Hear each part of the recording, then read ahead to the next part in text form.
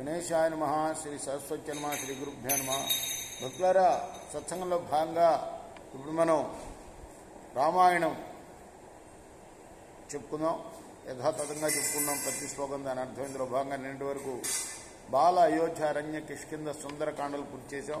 యుద్ధకాండలో కూడా 40 సర్గలు పూర్తి చేసి 41వ సర్గలోని 21వ శ్లోకం వరకు చెప్పుకున్నాం. ఈ రోజున 22వ శ్లోకం నుండి కొనసాగిద్దాం. కొనసాగించే ముందు వాల్మీకి మహర్షిని ప్రార్థన చేసుకుందాం. పూజంతం రామ రామేతి మధురం మధురాక్షరం ఆరుహ్య కవితా శాఖం వందే వాల్మీకి కోకిలం. సమర్థ సద్గురు సాయినాథ్ మహారాజ్ కీ జయ.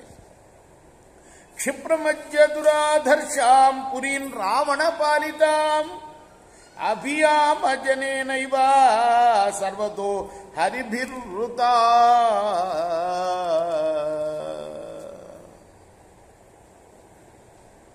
మనం ఇప్పుడు వెంటనే ఎదిరింపశక్యంగాని రావణరక్షితమైన లంకా నగరాన్ని అన్ని వైపుల నుండి కూడా ముట్టడిద్దాం. ఇచ్చేవంతు వదన్వీర్యువో లక్ష్మణాగ్రజ తస్మాదవతార శీఘ్రం పర్వతాగ్రాన్ మహాబల. రాముడు లక్ష్మణుడితో ఇలా పలికిన తర్వాత పర్వత పైభాగం నుండి కిందకి దిగాడు ఆయన. అవతీర్యతు ధర్మాత్మ తస్మాచలా సరాఘవ పరయి పరమ దుర్దర్శం దదర్శ బలమాత్మన. ఆ మహానుభావుడు పర్వతం నుండి దిగి శత్రువుల చేత ఎదిరింపశక్యం గాని తన సైన్యాన్ని చూశాడు. సన్నశ్యతు స సుగ్రీవ కపిరాజ బలం మహత్ కాలజ్ఞో రాఘవ కాలే సంయుగాయాభ్యచోదయత్. ఏ సమయంలో ఏం చేయాలో బాగా తెలిసిన రామచంద్రమూర్తి విశాలమైన ఆ వానర సైన్యాన్ని సిద్ధంగా ఉండేటట్లుగా చేసి తగు సమయం చూసి యుద్ధానికి ప్రేరేపించాడు. తతః కాలే మహాబాహుర్బలేన మహతావృత ప్రస్థిత పురతో ధన్వీ లంకామభిముఖ పురీం. ఆ తర్వాత పెద్ద సైన్యంతో కూడి తగిన ముహూర్తంలో ధనుర్ధరుడై ముందు నడుస్తూ లంకాపురం వైపు బయలుదేరాడు. తం విభీషణ సుగ్రీవో హనుమాన్ జాంబవాన్నల వృక్షరాజస్తదా నీలో లక్ష్మణాశ్చాన్వయస్తదా అన్ని పేర్లే.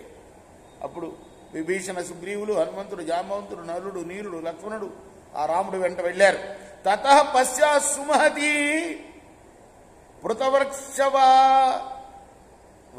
పృతవర్క్ష వనౌకసాం ప్రచ్ఛాజ మహతీం భూమిం మమయాతి స్మ రాఘవం.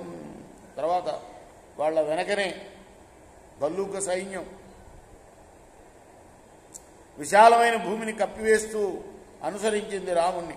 శైల శృంగాని శత ప్రవృద్ధాం సమహీరుహాన్ జగృహు కుంజర ప్రఖ్యావరణ పరవారణ. శత్రు వినాశకులు, ఏనుగులతో సమానులు అయిన వానరులు పర్వత శిఖరాల్ని చేతిలో పట్టుకున్నారు ఎత్తి. అంటే వాళ్ళు పర్వతం కన్నా పెద్దవాళ్ళు అనమాట. ఇంకా పర్వతాలనే కాదు అనేక పెద్ద పెద్ద వృక్షాలని పీకి చేతిలో పట్టుకున్నారు. తౌ ద్వదీర్ఘేన కాలేన భ్రాతరౌ రామలక్ష్మణౌ రావణస్య పురీం లంకాం ఆసేదతు అరిరందమౌ. శత్రు సంహారకులు సోదరులు అయిన రామలక్ష్మణులు చాలా శీఘ్రంగా రావణ పాలితమైన నగరాన్ని, ఆ లంకా నగరాన్ని సమీపించారు. రేపు మనం 31వ శ్లోకం నుండి కొనసాగిద్దాం. కృష్ణార్పణమస్తు.